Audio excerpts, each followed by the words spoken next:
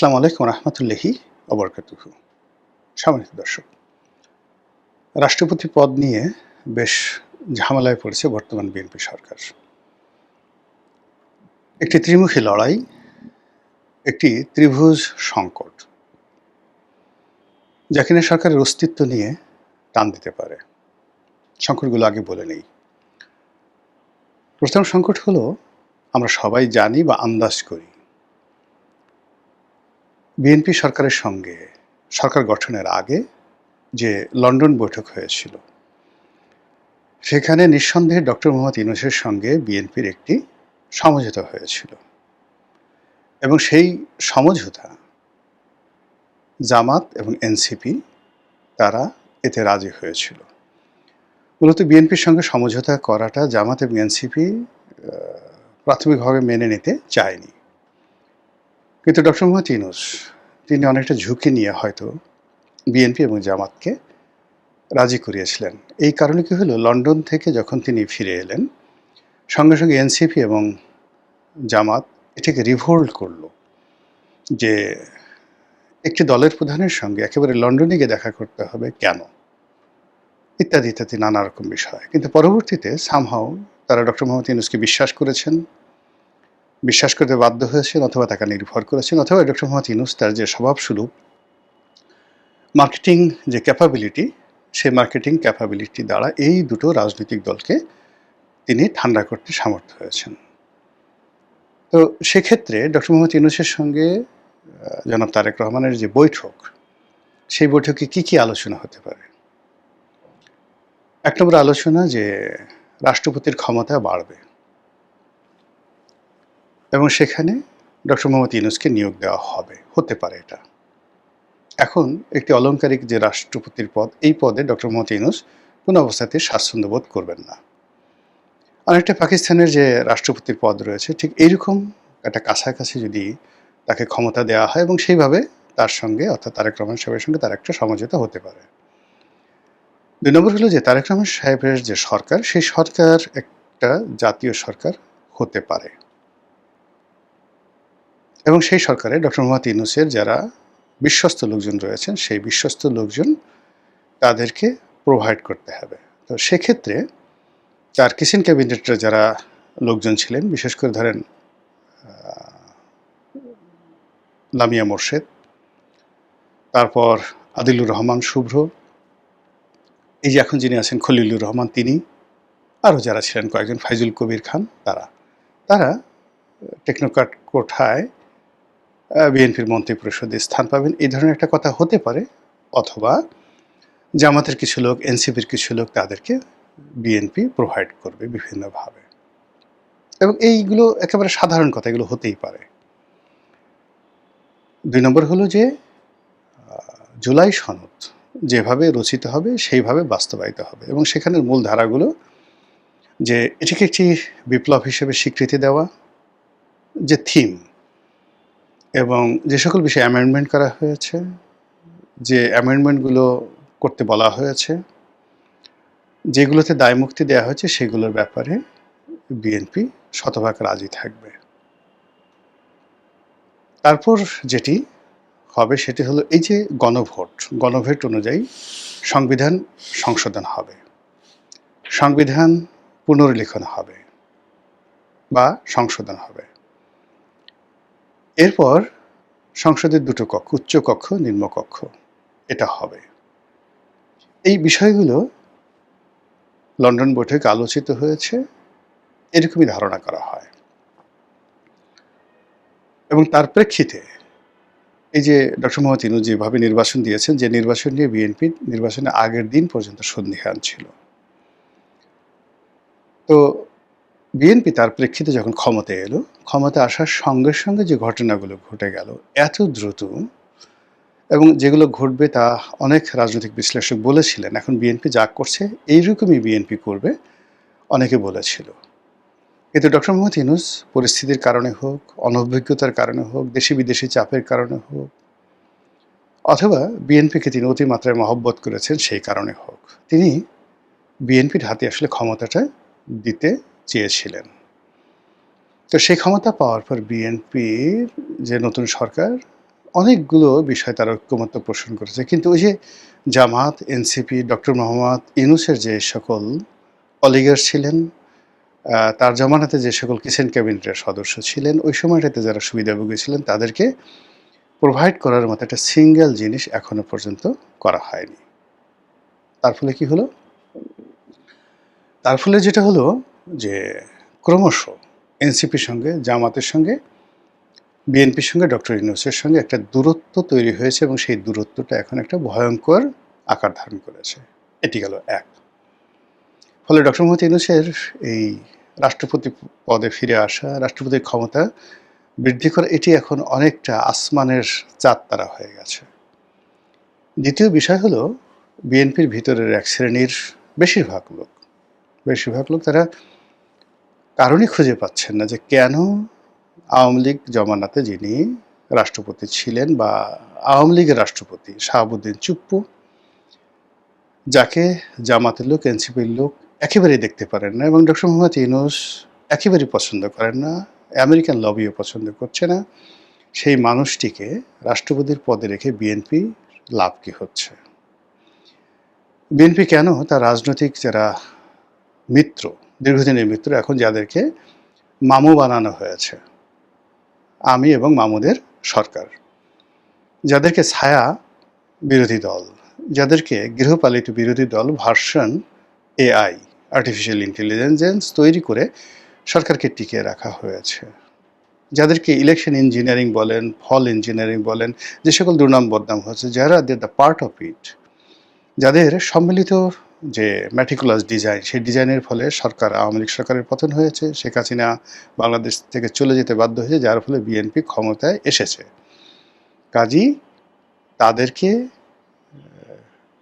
ক্ষুব্ধ করে, তাদেরকে অপমানিত করে, তাদেরকে লাঞ্ছিত করে, তাদের মনে কষ্ট দিয়ে কোন স্বার্থে, কোন ক্যাটাগরিতে, কোন উদ্দেশ্যে বর্তমান রাষ্ট্রপতিকে বহাল রাখা হয়েছে, এটা বিএনপির লোকজন প্রশ্ন করছে দলের শীর্ষ নেতৃত্বকে।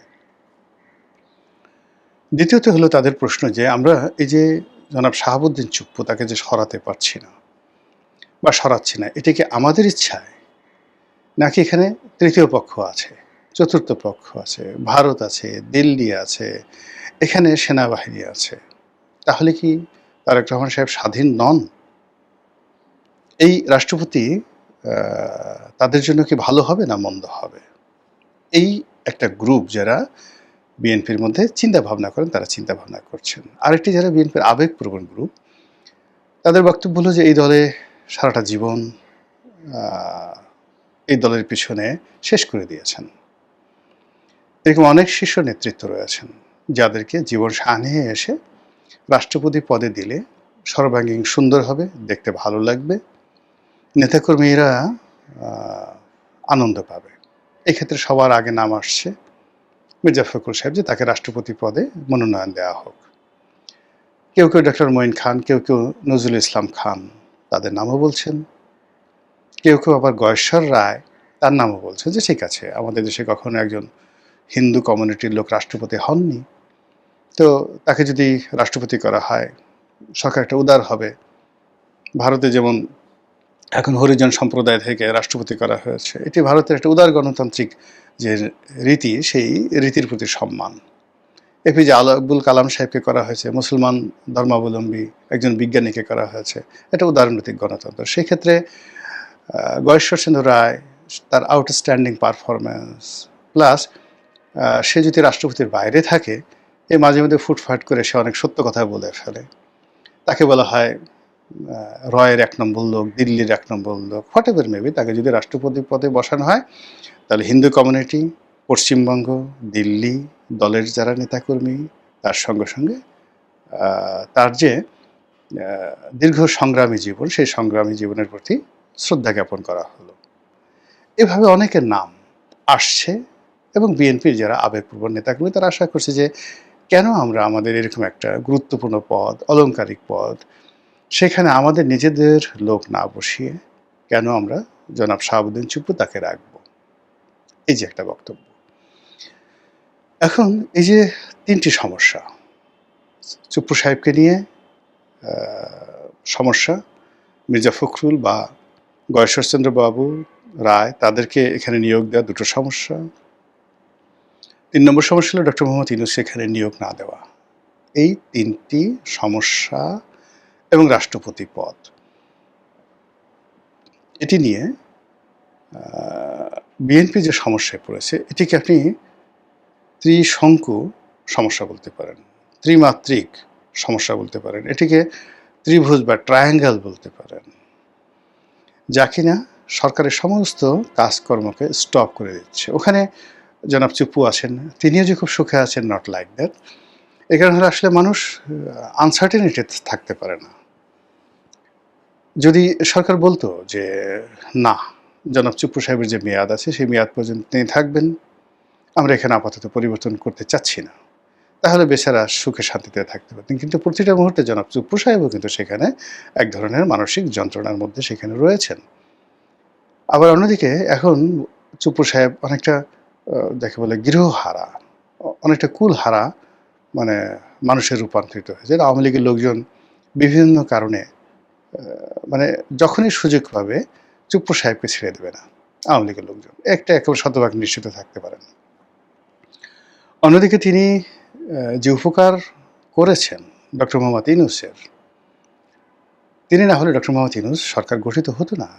ইভেন তিনি পদত্যাগ করলে, তিনি পালিয়ে গেলে, তিনি যদি দাঁড়িয়ে থাকতেন যে আমি মরে যাব, এই কাজগুলো আমি করতে দেব না, তিনি যদি বলতেন শেখ হাসিনার পদত্যাগপত্র আগে আমাকে দেখাও, আমি এই পদত্যাগপত্র দেখব, সাইন করব, ফাইলের মধ্যে ঢুকবে, রেকর্ড হবে তারপর। কিন্তু তিনি ওই সময়টিতে কোনো কিছু করেননি, না করে অন গুড ফেথ গুড ট্রাস্টে জাতির আবেগকে, আন্দোলনের ফলকে তিনি সম্মান করেছেন। এর বাইরে যতটুকু আমি শুনেছি সেটি হলো এই যে ১০৬ অনুচ্ছেদ অনুযায়ী সুপ্রিম কোর্টের মতামত নিয়ে ডক্টরিন অফ নেসেসিটি যে থিওরিটি, এই থিওরিটি জনাব শাহাবুদ্দিন চুপ্পু তিনি এই ডক্টর মোহাম্মদ ইউনূস, সেনাপ্রধান এবং অন্যান্য যারা লোকজন আছেন তাদেরকে দিয়েছেন। তো তিনি বুদ্ধিটা দিয়েছেন, কিন্তু সেই বুদ্ধিটি যারা আইনঙ্গনের লোক তারা কার্যকরভাবে করতে পারেনি। ফলে ১০৬ অনুচ্ছেদ ব্যবহার করা হয়েছে, উদাহরণ হিসেবে দেখানো হচ্ছে, কিন্তু এটার যে ডকুমেন্টারি এভিডেন্স সেটি সুপ্রিম কোর্টে পাওয়া যাচ্ছে বলে আমি এখনও শুনতে পাইনি। অধিকান্ত সাবেক প্রধান বিচারপতি, অ্যাপিলেট ডিভিশনের বিচারপতি যারা এই ১০৬ অনুচ্ছেদ অনুযায়ী এই কর্মকাণ্ড অর্থাৎ ডক্টর মোহাম্মদ ইউনূস সরকারের যে গঠন, এই গঠন প্রক্রিয়াকে সমর্থন জানিয়েছেন, এটা নিয়ে নানা প্রশ্ন উত্থাপিত হয়েছে। এর কারণ হলো ওই সময়টিতে বিচারপতিরা, বেশিরভাগ সিনিয়র বিচারপতিরা, অনেকেই এমনকি অ্যাপিলেট ডিভিশন ছাড়া হাইকোর্টের বিচারপতিরা ওই সময়টাতে হাইকোর্টে ছিলেন। তো কাজেই এগুলি নিয়ে সমস্যা তৈরি হচ্ছে, এগুলি নিয়ে নানা রকম তর্ক এবং বিতর্ক তৈরি হচ্ছে, এবং এই বিতর্ক সমাধান না করে বিএনপি কার্ড বিতরণ করছে। আবার সেই কার্ড নিয়ে অমির রহমান পিয়াল সে যে গান রচনা করেছে, বায়োস্কোপ, তো আইলো তারেক জিয়া সবার ভাইয়া, সে যে অসাধারণ হৃদম, ভাইয়া কার্ড বেচে। তো এই যে ভাইয়া কার্ড বেচে বা কার্ড বিক্রি করে, এগুলো নিয়ে যে বায়োস্কোপ তৈরি করেছে বা গানের যে রিদম, এটা নিয়ে টিকটক হচ্ছে, এবং এটা এখন মানুষের এত রিদম, এত মানে এটা নিয়ে মানুষ খেলছে। তারেক রহমান সাহেবকে একটা বিখ্যাত কথা আমি লিকওয়ানের মুখে শুনেছি, সিঙ্গাপুরের প্রধানমন্ত্রী, অর্থাৎ যখন কোনো একজন সরকার প্রধানকে, পাওয়ারফুল মানুষকে মকারির মধ্যে ফেলে দেওয়া হয়, তুচ্ছ তাচ্ছিল্যের মধ্যে ফেলে দেওয়া হয়, তার রাজনীতির ক্যারিয়ার শেষ, এবং তার দ্বারা আর কখনো প্রশাসনিক কর্মকাণ্ড চালানো সম্ভব নয়। আমাদের এই সময়টাতে দুজন মানুষ রীতিমতো মকারিতে পড়ে গেছেন, তিনজন। এক নম্বর হলো শিক্ষামন্ত্রী এহসানুল হক মিলন, এখন তাকে নিয়ে লাইভ টেলিকাস্ট হচ্ছে, পোলাপান তাকে নিয়ে সেলফি তুলছে, তাকে সামনে রেখে, তাকে অনুকরণ করে তারই সামনে তাকে নিয়ে ঠাট্টা করছে, এই কেমন আছো, ভালো আছো তো, তার সামনে। মানে শিক্ষামন্ত্রী যাচ্ছেন, কয়েকটা মেয়ে ছেলে দাঁড়িয়ে তাকে মকারি করছে, এবং যেমন খুশি তেমন সাজের মতো আচরণ করতে চেয়েছে। তিনি হাঁটছেন, ছোট ছোট বাচ্চা প্রাইমারি ছেলেরা তাকে নিয়ে সেলফি তুলছে। It's a mockery. এটা সম্মান প্রদর্শন নয়, এটা আকর্ষণ নয়। সিমিলারলি প্রধানমন্ত্রী তারেক রহমান সাহেবকে নিয়েও মকারি হচ্ছে। এই যে একটা বায়োস্কোপ, অমির রহমান পিয়ালের একটা বায়োস্কোপ, এটাকে নিয়ে যত লক্ষ লক্ষ টিকটক এবং শত শত কোটিবার এই টিকটকগুলো যেভাবে মানুষ দেখছে, যেভাবে তার প্রতিটা জিনিস, তার সরকারের কর্মকাণ্ড যেভাবে সমালোচনা করছে, এটা আমার জানা মতে এই সমসাময়িক দুনিয়াতে অন্য কোনো সরকার প্রধানকে নিয়ে এই মকারি হয়নি, সেটি তাকে নিয়ে হচ্ছে। ফলে কি হলো দেখেন, তার দপ্তরের তার, লাল টেলিফোনের তার কেটে ফেলা হচ্ছে। তার সামনে যে কোনো লোক এসে গাড়িতে সামনে বসে পড়তে পারছে। তাকে নিয়ে একটা ছোট শিশু, তারাও মকারি করছে প্রধানমন্ত্রীকে নিয়ে, তার সাথে ছবি তুলবে, তার জন্য ফুল আনবে এবং তার সামনে গিয়ে, তার সামনে দাঁড়িয়ে কেউ খালেদা জিয়া হওয়ার চেষ্টা করছে, কেউ শহীদ প্রেসিডেন্ট জিয়াউর রহমান হওয়ার চেষ্টা করছে। It's a mockery. মানে মনে হচ্ছে একটা শিশু যে শিশুসুলভ আচরণ করছে, অর্থাৎ শহীদ প্রেসিডেন্ট জিয়াউর রহমান সেজে সাফারি স্যুট পরে কালো চশমা দিয়ে তার ছেলের সামনে, বর্তমান প্রধানমন্ত্রীর সামনে শিশুসুলভ আচরণ করছে, বালখিল্য করছে। এটা প্রধানমন্ত্রী পছন্দ করছেন, মানে তিনি বালখিল্য পছন্দ করছেন। It's a mockery. প্রধানমন্ত্রীর রুচি, চিন্তা, চেতনাকে ওই পর্যায়ে সাধারণ মানুষ নিয়ে আসছে। এরকম সেম দৃশ্য আপনি ইন্দিরা গান্ধীর জীবনে দেখাতে পারবেন না, সেম দৃশ্য আপনি রাজীব গান্ধীকে দেখাতে পারবেন না, নেহরুকে দেখাতে পারবেন না, কিন্তু এই ধরনের দৃশ্য আপনি মোদিকে দেখাতে পারবেন। সেদিন দেখলাম পরোটা দিয়ে গোবর খাচ্ছে এক লোক। প্রধানমন্ত্রী মোদিকে খুশি করার জন্য সে গোবর দিয়ে পরোটা খাচ্ছে এবং সেটা ভাইরাল হয়ে গেছে। এখন ভারতে যে ককরোচ মুভমেন্ট, তেলাপোকা মুভমেন্ট, এটি সরকারকে মকারি করা হচ্ছে। ঠিক একইভাবে এই যে দুজন মন্ত্রীকে বললাম, শিক্ষামন্ত্রী এবং প্রধানমন্ত্রী, এরপরে রবিউল মন্ত্রী, মানে যিনি যোগাযোগ মন্ত্রী, তাকে নিয়ে মকারি করা হচ্ছে। আরও কয়েকজন মন্ত্রীকে নিয়ে মকারি করা হচ্ছে, যারা প্রধানমন্ত্রীর গাড়ির সামনে দৌড়ান। মন্ত্রী বাদ দিয়ে পাগলের মতো দৌড়াচ্ছেন প্রধানমন্ত্রীর গাড়ির সামনে।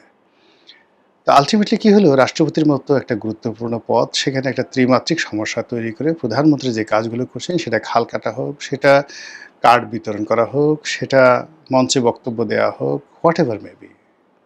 এমনকি তিনি যে এই যে বিভিন্ন সরকারি অনুষ্ঠানে যাচ্ছেন, পুলিশের অনুষ্ঠানে যাচ্ছেন, মিলিটারি অনুষ্ঠানে যাচ্ছেন, বিজিবির অনুষ্ঠানে যাচ্ছেন, আনসারদের অনুষ্ঠানে যাচ্ছেন, সবাই তার মাথায় একটা ক্যাপ পরিয়ে দিচ্ছে, মানে 5 স্টার জেনারেল, 5 তারকা জেনারেল, ফিল্ড মার্শাল জনাব তারেক রহমান।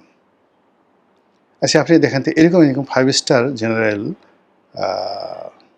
যেটা শেখ হাসিনাকে এই প্রথম টুপি পরায় দেওয়া হতো, 5 স্টার জেনারেলের পোশাক পরিয়ে দেওয়া হতো, এরকম একটা পোশাক 5 স্টার জেনারেল পোশাক নরেন্দ্র মোদী পরেছেন, ইমরান খান, শাহবাজ শরীফ, কিংবা ধরুন 5 স্টার জেনারেলের এরকম কোনো পোশাক আপনি এই জামানাতে ডোনাল্ড ট্রাম্প পরেছেন, পুতিন পরেছেন, এমনকি কিম এরকম একটা জেনারেলের পোশাক পরে 5টা স্টার লাগানো টুপি মাথায় দেওয়া উত্তর কোরিয়ার প্রেসিডেন্ট কিম, যাকে বলা হয় পাগল প্রেসিডেন্ট, সেখানেও এই ঘটনা, এই মকারি সেনাবাহিনী করতে সাহস পায়নি।